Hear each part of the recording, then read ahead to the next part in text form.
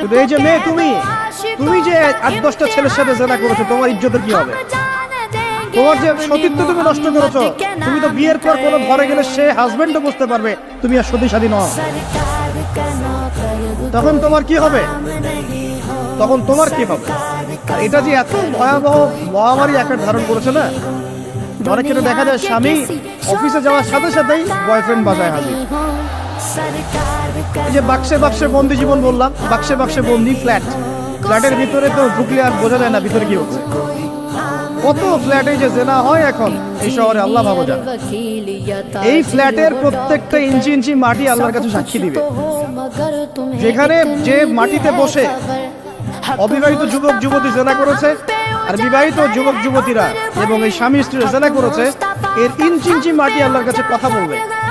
এর ইঞ্চি ইঞ্চি মাটি আল্লাহর সামনে কথা বলবে।